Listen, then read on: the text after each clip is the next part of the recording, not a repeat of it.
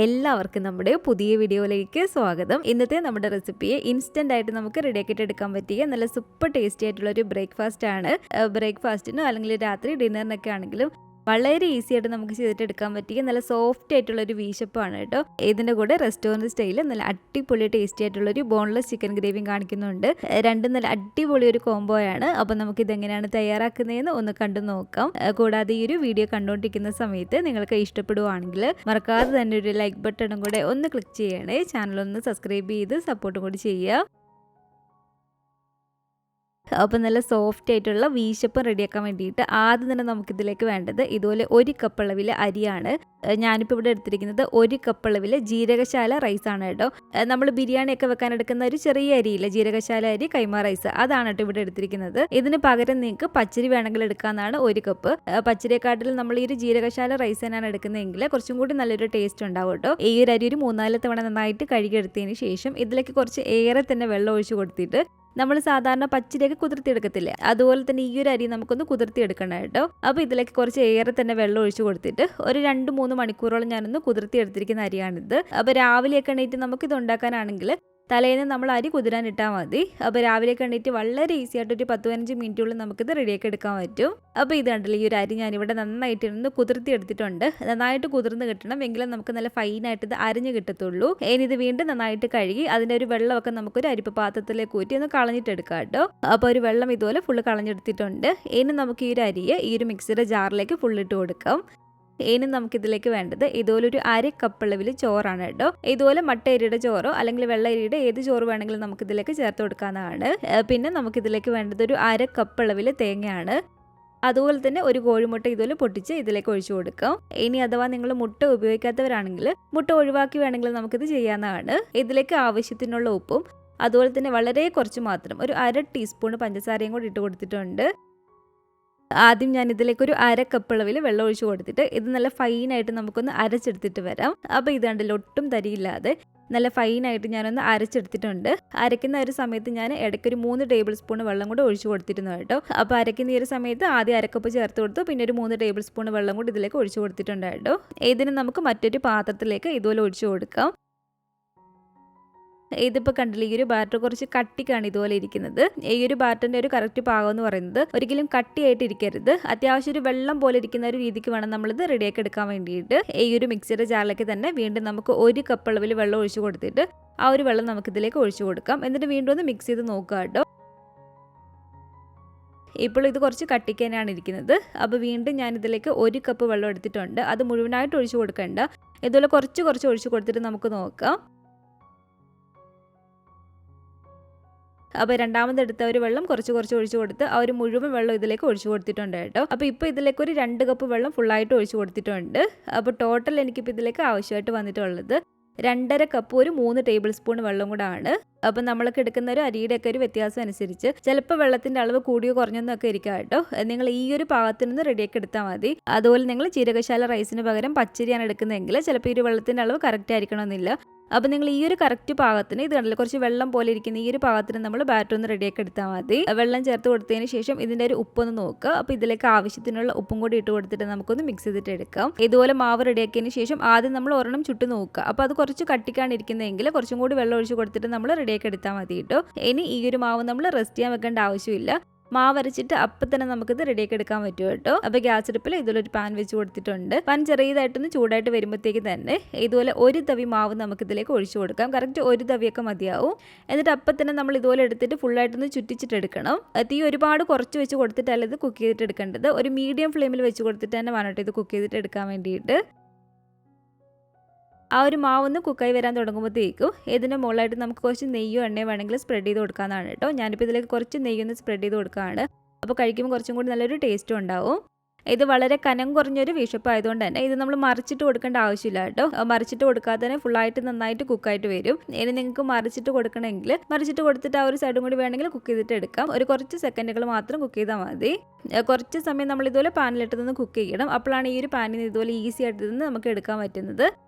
ഓരോ തവണ നമ്മൾ ഒഴിച്ചു കൊടുക്കുമ്പോഴും ഈ ഒരു മാവ് നന്നായിട്ട് മിക്സ് ചെയ്തതിന് ശേഷം വേണം ഇതിലേക്ക് ഒഴിച്ചു കൊടുക്കാൻ വേണ്ടിയിട്ട്. ഒരു തവി മാവ് ഒഴിച്ചു കൊടുത്തിട്ട് പെട്ടെന്ന് തന്നെ ഇതിൽ നിന്ന് ചുറ്റിച്ചിട്ടെടുക്കുക. അതുപോലെ തന്നെ നമ്മൾ മാവ് ഒഴിച്ചു കൊടുക്കുന്ന സമയത്ത് നന്നായിട്ട് കുറച്ച് വെച്ച് കൊടുക്കണം. ഒഴിച്ചു കൊടുത്ത് ഇതുപോലെ ചുറ്റിച്ചെടുത്തതിന് ശേഷമാണ് നമ്മൾ മീഡിയം ഫ്ലെയിമിലേക്ക് വെച്ച് കൊടുക്കേണ്ടത്. ഇതുപോലെ കുക്കായിട്ട് വരുമ്പോഴത്തേക്കും കുറച്ച് നെയ്യൊന്ന് സ്പ്രെഡ് ചെയ്ത് കൊടുക്കാം കേട്ടോ. കുറച്ച് സമയം ഒരു പാനിൽ നിന്ന് വിട്ട് വരുന്ന വരെ നമ്മളിതൊന്ന് കുക്ക് ചെയ്യുക. അതിനുശേഷം നമുക്കിതെടുത്തങ്ങ് മാറ്റാവുന്നതാണ്. ഇതുപോലെ എല്ലാം ചുട്ടെടുത്ത് ഇത് മടക്കിയാണ് കേട്ടോ നമ്മൾ സെർവ് ചെയ്യുന്നത്. നമുക്ക് ഇഷ്ടമുള്ള രീതിയിൽ ഇത് മടക്കി സെർവ് ചെയ്യാവുന്നതാണ്. അപ്പോൾ ഇത് കണ്ടില്ല, നമ്മൾ അരിയെ നേരത്തെ കുതിരാൻ ഇടുകയാണെങ്കിൽ രാവിലെയൊക്കെ എണീറ്റ് നമുക്ക് വളരെ സിമ്പിളായിട്ട് ഒരു 10-15 മിനിറ്റുള്ളിൽ റെഡിയാക്കിയിട്ട് എടുക്കാൻ പറ്റിയൊരു ബ്രേക്ക്ഫാസ്റ്റ് ആണ്. ജീരകശാല അരിയിൽ ചെയ്തുകൊണ്ട് തന്നെ നല്ല ടേസ്റ്റുമാണ് കഴിക്കാൻ വേണ്ടിയിട്ട്. അപ്പോൾ ഇതിൻ്റെ കൂടെ നിങ്ങൾക്ക് ഇഷ്ടമുള്ള കറി കൂട്ടി കഴിക്കാമെന്നാണ് കേട്ടോ. നല്ല ചിക്കൻ കറിയോ ബീഫ് കറിയോ മുട്ടക്കറിയോ അല്ലെങ്കിൽ വെജിറ്റബിൾ കറി ആണെങ്കിലും നല്ല ടേസ്റ്റ് തന്നെയാണ്. ഞാനിപ്പോൾ ഇതിൻ്റെ കൂടെ വളരെ സിമ്പിളായിട്ട് നമുക്ക് ചെയ്തിട്ട് എടുക്കാൻ പറ്റിയ അതുപോലെ തന്നെ ടേസ്റ്റി ആയിട്ടുള്ള റെസ്റ്റോറൻറ്റ് സ്റ്റൈലിൽ ബോൺലെസ് ചിക്കൻ ഗ്രേവിയാണ് കേട്ടോ കാണിക്കുന്നത്. അപ്പോൾ അതിനായിട്ട് ആദ്യം തന്നെ നമുക്ക് ഇതുപോലൊരു പാനിലേക്ക് കുറച്ച് ഓയിൽ ഒഴിച്ചു കൊടുക്കാം. ഓയിലൊന്ന് ചൂടായിട്ട് വരുമ്പോഴത്തേക്കും ഇതൊരു 2 ഏലക്കയാണ്, അതുപോലെ തന്നെ 2 ഗ്രാമ്പും എടുത്തിട്ടുണ്ട്. ചെറിയ 2 കഷ്ണം കറുവപ്പട്ടയും ഒരു ബേ ലീവ്സും കൂടെ നമുക്ക് ഇതിലേക്ക് ഇട്ട് കൊടുത്തൊന്ന് ഇളക്കിയിട്ടെടുക്കാം. അതിനുശേഷം ഇതിലേക്ക് ഒരു മീഡിയം സൈസ് സവാള ഇതുപോലെ തീരെ പൊടിയായിട്ട് കട്ട് ചെയ്തെടുത്തിരിക്കുന്നതാണ്, അതും കൂടി നമുക്ക് ഇതിലേക്ക് ഇട്ട് കൊടുക്കാം. ആവശ്യത്തിനുള്ള ഉപ്പും കൂടി ഇട്ട് കൊടുത്ത് സവാള നമുക്ക് നന്നായിട്ടൊന്ന് വഴറ്റിയെടുക്കാം കേട്ടോ. സവാള ഇതുപോലെ അത്യാവശ്യം ഒന്ന് വഴണ്ടി വരുന്ന സമയത്ത് ഇതിലേക്ക് ഒരു 3 പച്ചമുളക് ചെറുതായിട്ട് കട്ട് ചെയ്തതും അതുപോലെ തന്നെ 1 ടേബിൾ സ്പൂൺ അളവിൽ ഇഞ്ചിയും വെളുത്തുള്ളിയും തീരെ പൊടിയായിട്ട് കട്ട് ചെയ്തെടുത്തിരിക്കുന്നതാണ്. രണ്ടും കൂടിയാണ് കേട്ടോ 1 ടേബിൾ സ്പൂൺ. അപ്പോൾ അതും കൂടി ഇട്ട് കൊടുത്ത് ഇഞ്ചിയും വെളുത്തുള്ളിയുടെയും ആ ഒരു പച്ചച്ചവ പൂർണ്ണമായിട്ട് മാറുക വേണം. ഈ ഒരു സവാളയുടെ ഒരു കളർ ഒരു ഗോൾഡൻ കളറായിട്ട് വരിക വേണം കേട്ടോ. അപ്പോൾ ഇത് കണ്ടില്ലേ, ഈ ഒരു കളറായിട്ട് വരുമ്പോഴത്തേക്കും ഇനി ഇതിലേക്ക് വേണ്ടത് ഒരു 500 ഗ്രാം അളവിൽ ഇതുപോലെ ബോൺലെസ് ചിക്കൻ ആണ്. ഞാനിപ്പോൾ ഇവിടെ ഒരു 500 ഗ്രാം അളവിൽ ചിക്കൻ ബ്രസ്റ്റ് നല്ല പോലെ തന്നെ ക്ലീൻ ചെയ്ത് കഴുകി അതിൻ്റെ വെള്ളമൊക്കെ തുറന്നതിന് ശേഷം ഇതിലേക്ക് നമുക്ക് ഇട്ട് കൊടുക്കാം. എന്നിട്ട് ഹൈ ഫ്ലെയിമിൽ തന്നെ ഇട്ട് കൊടുത്തിട്ട് ഒരു 3-4 മിനിറ്റോളം ഇതൊന്ന് കുക്ക് ചെയ്തിട്ട് എടുക്കാം കേട്ടോ. ഈ ഒരു ചിക്കനും കൂടി ചേർത്തിട്ട് ഹൈ ഫ്ലെയിമിൽ ഒരു 3-4 മിനിറ്റോളം നമ്മൾ ഈ ഒരു ചിക്കനും കൂടി ചേർത്തൊന്ന് ഇളക്കിയെടുത്തതിന് ശേഷം ഇനി നമുക്കിതിലേക്ക് ചേർത്ത് കൊടുക്കേണ്ടത് 1 ടീസ്പൂൺ അളവിൽ ഇതുപോലെ ചിക്കൻ മസാലയാണ്. ഇനി അഥവാ ചിക്കൻ മസാല ഇല്ലെങ്കിൽ ഒരു 1/2 ടീസ്പൂൺ അളവിൽ ഗരം മസാല ഇട്ട് കൊടുത്താലും മതി. 1/4 ടീസ്പൂൺ അളവിൽ മഞ്ഞൾപ്പൊടിയും 2 ടേബിൾ സ്പൂൺ അളവിൽ കാശ്മീരി മുളക് പൊടിയും കൂടി ചേർത്ത് കൊടുക്കുകയാണ്. കാശ്മീരി മുളക് പൊടി ആയതുകൊണ്ട് മാത്രമാണ് കേട്ടോ 2 ടേബിൾ സ്പൂൺ ഇട്ട് കൊടുത്തിരിക്കുന്നത്. അതാകുമ്പോൾ ഒരുപാട് എരിവ് ഉണ്ടാവില്ല, പക്ഷെ അത്യാവശ്യം നല്ലൊരു കളർ കിട്ടും. സാധാരണ നല്ല എരിവുള്ള മുളക് പൊടിയാണെങ്കിൽ നിങ്ങളുടെ ഒരു എരിവിനനുസരിച്ച് മാത്രം ചേർത്ത് കൊടുക്കുക. 1 ടീസ്പൂൺ അളവിൽ മല്ലിപ്പൊടിയും 1/4 ടീസ്പൂൺ അളവിൽ പെരിഞ്ജീരകത്തിൻ്റെ പൊടിയും 1/4 ടീസ്പൂൺ അളവിൽ ചെറിയ ജീരകത്തിൻ്റെ പൊടിയും കൂടി ഇട്ട് കൊടുത്തിട്ടുണ്ട്. ഈ ഒരു പൊടികളെല്ലാം കൂടി ചേർത്ത് കൊടുത്ത് നന്നായിട്ട് ഇളക്കി പൊടികളുടെ ഒരു പച്ച ചൊവയൊന്ന് മാറി വരുന്ന സമയത്ത് ഈ ഒരു മിക്സിയുടെ ജാറിലേക്ക് നമുക്ക് 2 ചെറിയ തക്കാളി ഇതുപോലെ ഒന്ന് കട്ട് ചെയ്തെടുത്തിരിക്കുന്നതാണ് കേട്ടോ. അത് നമുക്ക് ഇട്ട് കൊടുക്കാം. അതുപോലെ തന്നെ ഒരു 15 മുതൽ ഒരു 20 എണ്ണം വരെ കാഷ്നട്ടും കൂടെ നമുക്ക് ഇതിലേക്ക് ഇട്ട് കൊടുക്കാം. പിന്നെ നമുക്ക് ഇതിലേക്ക് വേണ്ടത് ഒരു 3 പച്ചമുളക് ഇതുപോലെ കട്ട് ചെയ്തെടുത്തിരിക്കുന്നതാണ്. എന്നിട്ട് ഒട്ടും വെള്ളം ചേർക്കാതെ ഇതുപോലെ നല്ല ഫൈനായിട്ടൊന്ന് അരച്ചിട്ടെടുക്കുക. ഇതുപോലെ അരച്ചെടുത്തതിന് ശേഷം ഇത് നമുക്കിതിലേക്ക് ഒഴിച്ചു കൊടുക്കാം. ഇനി ഇത് വീണ്ടും ഒരു മീഡിയം ടു ഹൈ ഫ്ലെയിമിൽ ഇട്ട് കൊടുത്തിട്ട് ഒരു 7-8 മിനിറ്റോളം നന്നായിട്ടൊന്ന് ഇളക്കി കൊടുക്കണം കേട്ടോ. കാരണം ഈ ഒരു തക്കാളിയുടെ ഒരു പച്ചച്ചവ പൂർണ്ണമായിട്ട് മാറി കിട്ടണം. തക്കാളിയുടെ ഒരു പച്ചച്ചവ മാറി വന്നാൽ മാത്രമേ നമ്മുടെ ഒരു കറിക്ക് നല്ലൊരു ടേസ്റ്റ് ഉണ്ടാവത്തുള്ളൂ. അപ്പോൾ ഹൈ ഫ്ലെയിമിലും മീഡിയം ഫ്ലെയിമിലും മാറ്റി മാറ്റി ഇട്ട് കൊടുത്ത് ഏകദേശം ഒരു 7-8 മിനിറ്റോളം തന്നെ നന്നായിട്ട് നിന്ന് കുക്ക് ചെയ്തിട്ട് എടുക്കുക. ആ ഒരു പച്ച ചുവ പൂർണ്ണമായിട്ട് മാറി കിട്ടണം. ഏകദേശം ഒരു 8 മിനിറ്റോളം കഴിഞ്ഞിട്ടുണ്ട് ഞാൻ ഇതുപോലെ ഇളക്കി കൊടുക്കാൻ തുടങ്ങിയിട്ട്. ആ ഒരു പച്ച ചുവ പൂർണ്ണമായിട്ട് മാറിയെന്ന് ഉറപ്പ് വരുത്തിയതിന് ശേഷം ഇനി നമുക്കിതിലേക്ക് 1 കപ്പ് അളവിൽ ഇളം ചൂടുള്ള വെള്ളം കൂടി ഒഴിച്ചു കൊടുക്കാം കേട്ടോ.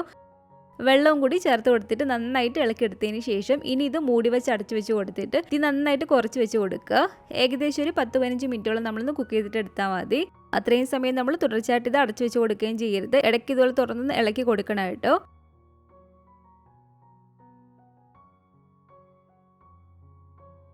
അപ്പോൾ ഇതുപോലെ അടച്ചു വെച്ച് കുക്ക് ചെയ്ത് ആ ഒരു ചിക്കനൊക്കെ നന്നായിട്ട് നമുക്കിവിടെ വെന്ത് കിട്ടിയിട്ടുണ്ട്.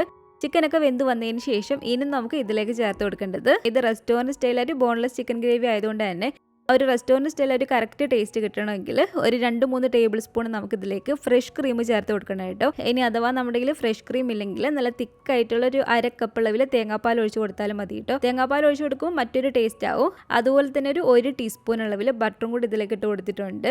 കുറച്ച് മല്ലിയിലയും കൂടി ഇട്ട് കൊടുത്തിട്ട് നമുക്കിതൊന്ന് മിക്സ് ചെയ്തിട്ട് എടുക്കാം. ഈ ഒരു സമയത്ത് ഇതിൻ്റെ ഉപ്പൊക്കെ നോക്കിയിട്ട് കുറവുണ്ടെങ്കിൽ ചേർത്ത് കൊടുക്കുക. ഇതിലിപ്പോൾ എല്ലാം കറക്റ്റ് അളവാണ് കേട്ടോ. അപ്പോൾ ഇത് കണ്ടില്ല ഇത്രയുള്ള നല്ല അടിപൊളി ടേസ്റ്റി ആയിട്ടുള്ള റെസ്റ്റോറൻറ്റ് സ്റ്റൈലിൽ ബോൺലെസ് ചിക്കൻ ഗ്രേവി ഇവിടെ റെഡി ആയിട്ടുണ്ട്. അപ്പോൾ ഈ ഒരു വീശപ്പത്തിൻ്റെ കൂടെ നല്ല ചൂടോട് കൂടിയിട്ട് തന്നെ നമുക്കിത് സെർവ് ചെയ്യാവുന്നതാണ്. അപ്പോൾ ഇത് രണ്ടും കൂടി കഴിക്കാൻ നല്ല അടിപൊളി ടേസ്റ്റ് ആണ് കേട്ടോ. അപ്പോൾ ഇതുപോലെ നിങ്ങൾ ഉണ്ടാക്കി നോക്കിയിട്ടില്ലെങ്കിൽ തീർച്ചയായിട്ടും ഒന്ന് ട്രൈ ചെയ്ത് നോക്കുക. ഉണ്ടാക്കി നോക്കുകയാണെങ്കിൽ നിങ്ങളുടെ അഭിപ്രായങ്ങളൊക്കെ മറക്കാതെ തന്നെ നമ്മുടെ കമൻറ്റ് ബോക്സിൽ വന്ന് അറിയിക്കണേ. അതുപോലെ തന്നെ ഈ ഒരു വീഡിയോ ഇഷ്ടപ്പെട്ടെങ്കിൽ മറക്കാതെ തന്നെ ഒരു ലൈക്ക് ബട്ടണും കൂടെ ഒന്ന് ക്ലിക്ക് ചെയ്യണേ. നിങ്ങളുടെ ഫാമിലിയും ഫ്രണ്ട്സും ഒക്കെ ആയിട്ട് നമ്മുടെ ഒരു വീഡിയോ ഒന്ന് ഷെയർ ചെയ്ത് കൊടുക്കുക. പുതിയതായിട്ട് ഈ ഒരു ചാനൽ ആരെങ്കിലും കാണുന്നുണ്ടെങ്കിലും ഇതുവരെയായിട്ടും ഈ ഒരു ചാനൽ സബ്സ്ക്രൈബ് ചെയ്തിട്ടില്ലെങ്കിലും താഴെ കാണുന്ന ഒരു സബ്സ്ക്രൈബ് ബട്ടണും കൂടി ഒന്ന് പ്രസ് ചെയ്ത് സപ്പോർട്ട് ചെയ്യണേ. കൂട്ടത്തിൽ കാണുന്ന ബെൽ ഐക്കണും കൂടി ഒന്ന് ക്ലിക്ക് ചെയ്ത് അതിൽ ഓൾ എന്നൊരു ഓപ്ഷൻ തന്നെ കൊടുക്കുകയാണെങ്കിൽ ഞാൻ പുതിയ റെസിപ്പികളൊക്കെ ഇടുന്ന സമയത്ത് നിങ്ങൾക്ക് അതിൻ്റെ നോട്ടിഫിക്കേഷൻ കിട്ടുന്നതായിരിക്കും. ഇൻഷാ അല്ലാഹ് വീണ്ടും നമുക്കിതുപോലെ നല്ലൊരു റെസിപ്പി ആയിട്ട് കാണാം.